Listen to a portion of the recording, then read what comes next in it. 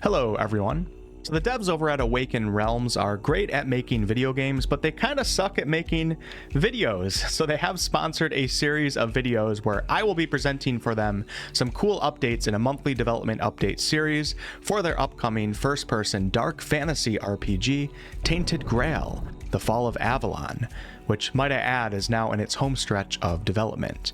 For those unaware, this game is currently available in early access, but many of the updates in this video and the remaining future ones will not be in your game until 1.0.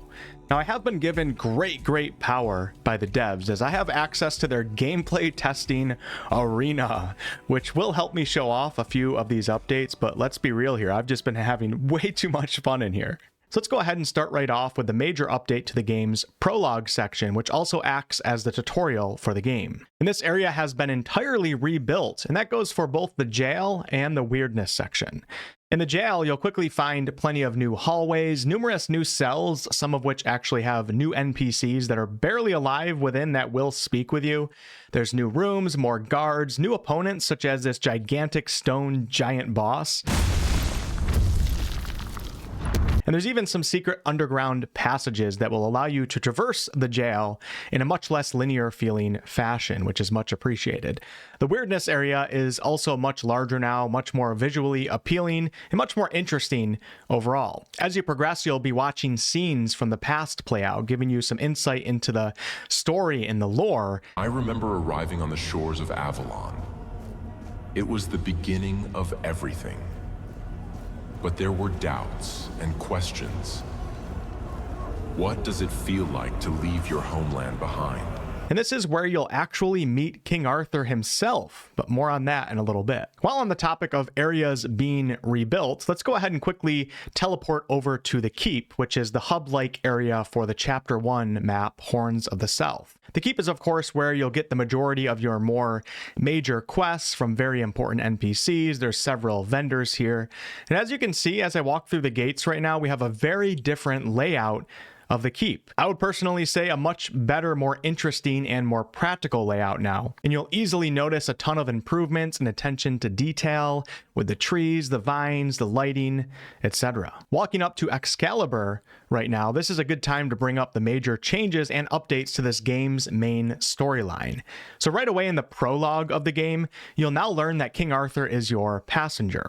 So while that may have been a spoiler before, this is something that now starts off the foundation of the entire main storyline. Do note that the version of King Arthur that you're seeing right now in the prologue is still a work in progress, so expect improvements to his appearance, the text, etc. in future updates. Interestingly enough, you'll also be able to speak with Arthur when sitting at a bonfire, but this is still in development. Coming back to Excalibur in the Keep, when the game releases, players will actually be able to pick up Excalibur very soon after arriving in the Horns of the South. If one can figure out how to do that, that is.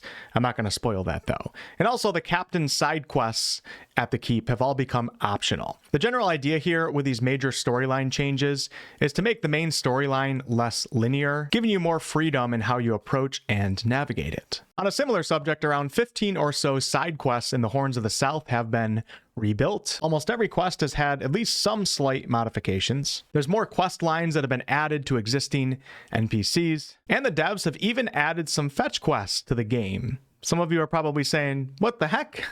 Well, the idea here is to just offer a few more casual feeling quests where you don't have to necessarily fully invest your brain into them. Sometimes it is fun to just go out and kill some stuff and, get some XP and work on those proficiencies. All right, let's now get into a very popular topic, dungeons. So 10 new dungeons have been added to the Horns of the South, and the other remaining dungeons have received several improvements.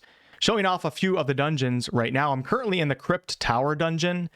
Now I'm in the Urquhart Cave dungeon, the Diggers dungeon, which in version 1.0 you'll be able to find right up the path from where you'll spawn on the beach. And right here we have Dungeon Blood Lake, which is a dungeon currently in early access, but it's been reworked so heavily that it essentially feels like a brand new dungeon. Now some of the bosses in this game have also been reworked, with the Mistbearer boss fight being reworked from scratch. Minor spoiler warning here as I'm going to show the Mistbearer fight just for a few seconds, so just close your eyes right now if you don't want to see that, and you can open them when you hear me speaking again.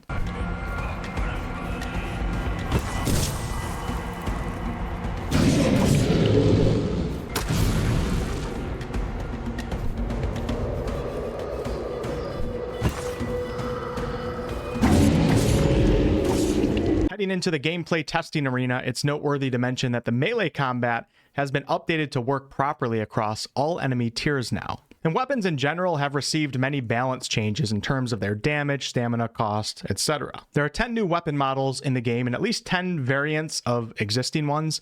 There's also 50 new armor pieces. You can see that I have some cool ones in my God mode inventory right now with my insane encumbrance levels because I am using cheat codes. But let me also show you an armor piece from the game's Act 3 area, which is currently not even an area that you can access in early access. So if I spawn in some of these opponents right here and insta-kill them with my God mode skills, you'll see here that we have some additional Dalriada armor that was made for the Forlorn Swords third region of the game. While we're here in the spawn area, check out some of these new enemies that have been added. There's at least 10 completely new ones. We have the Slime and the Whites, the Mistlings, the Swarm, the Melancholy, Mallory, the Furdad, Snails, Iceweave and Blood Abominations, and the Bone Masks, which come in variant forms such as melee, mage, and ranged. All enemies in this game have been rebalanced, and many have received improvements in terms of behaviors and animations. The devs have also currently nerfed ranged combat a bit to deal less raw damage, as bows were just way too powerful to all players, whether you were specified in ranged combat or not. Now with that said, my character right here is in God cheat mode right now, as I have this awesome arcane bow and this really powerful power bow. But the idea behind the ranged nerf is to place more emphasis on investing into ability points, buying skills, and incentivizing players to actively search for better bows. Doing all of that combined with, having good player skill using a bow will allow you to become that amazing stealth archer that so many of us love playing as. Just don't expect that at the start of the game.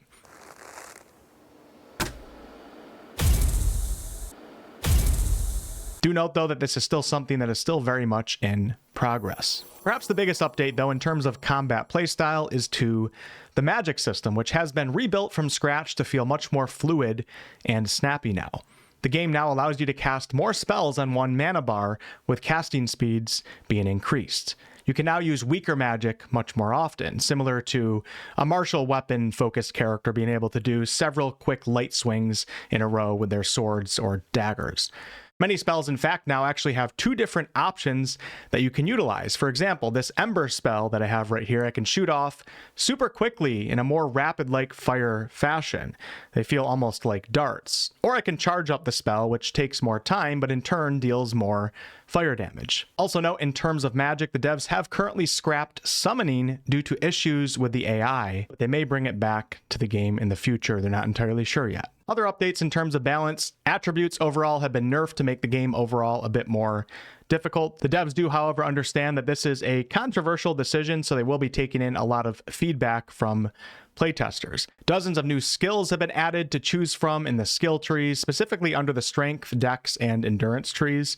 For spirituality, perception, and practicality, for these trees, more skills will be added, but this is currently a work in progress. Proficiencies in this game have also been rebalanced, and proficiencies equal the more that you use something, the better you get at it. So the more that you sprint around, or the more that you swim, the quicker that you'll get at sprinting and swimming, which is athletics. Or the more that you sneak, the better you'll become at sneaking, and so on. Statuses have also been rebalanced, so for example, you shouldn't be able to instantly freeze an opponent who's on a much higher level than your character anymore. And on a non-combat related note, the entire economy of the game has been rebalanced. This includes how much gold you'll find, how much items are worth at the vendors, etc. Okay, a few more categories to go over here, starting with crafting.